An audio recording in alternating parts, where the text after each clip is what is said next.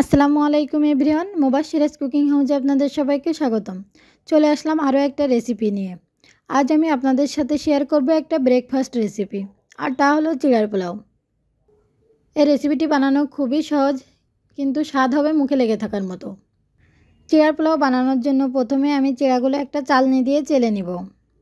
চিড়াগুলো একটা বড় ছিদ্রযুক্ত চালনি দিয়ে চেলে নিতে হবে, তাহলে চিড়ার মধ্যে যে ময়লা থাকে আর ছোট ছোট ভাঙা চিড়া থাকে সেগুলো পড়ে যাবে। চিড়ার পোলাও বানানোর জন্য আমি ফ্রেশ চিড়াগুলোই নিব।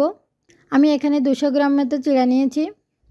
এখন আমি চিড়াগুলো আলতো করে 2-3 বার পানি পাল্টে ধুয়ে নিব। চিড়াগুলো খুব বেশি চটকে ধোয়া যাবে না, তাহলে চিড়াগুলো গলে যাবে। আমি আজ ডিম দিয়ে চিড়ার পোলাও বানাবো, তাই আমি এখানে 3টা ডিম নিয়েছি। এবার সামান্য একটু লবণ দিয়ে ডিমগুলো ভালো করে ফেটে নিব। এখন আমি একটা কড়াইতে সামান্য তেল দিয়ে নিয়েছি। তেল গরম হলে ডিমটা দিয়ে দিচ্ছি। ডিমটা আমি ঝুরি ঝুরি করে ভেজে নিব।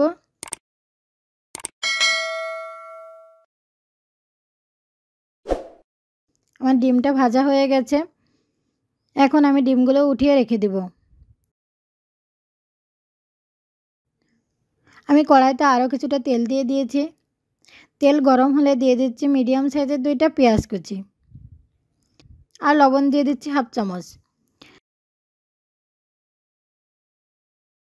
পেঁয়াজ কিছুটা ভাজা হয়ে গেলে দিয়ে দিচ্ছি কাঁচামরিচ কুচি। আমি এখানে 4টা কাঁচামরিচ কুচি করে দিয়েছি।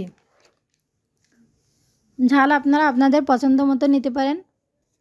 এবার আমি দিয়ে দিচ্ছি ছোট একটা আলু আর কিছু গাজর কুচি। আলু আর গাজর আমি একটু বড় করে কেটে নিয়েছি।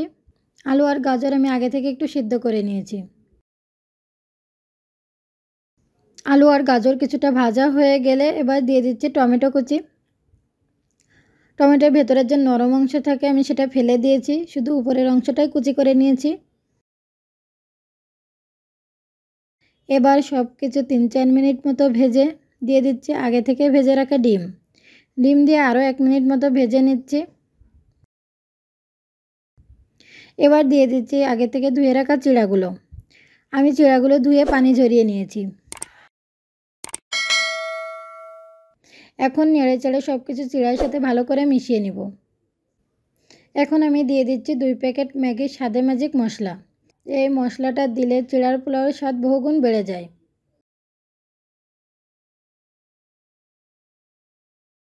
এবার একটা ঢাকনা দিয়ে রেখে দিচ্ছি 2 মিনিটের জন্য। 2 মিনিট পর এই যে তৈরি হয়ে গেছে আমার ঝরঝরে চিড়ার পোলাও। এই যে দেখুন আমার চিড়ার পোলাওটা কতটা ঝরঝরে হয়েছে।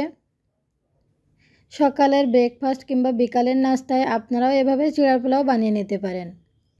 আজ এ পর্যন্ত, সবাই ভালো থাকবেন। আল্লাহ হাফেজ।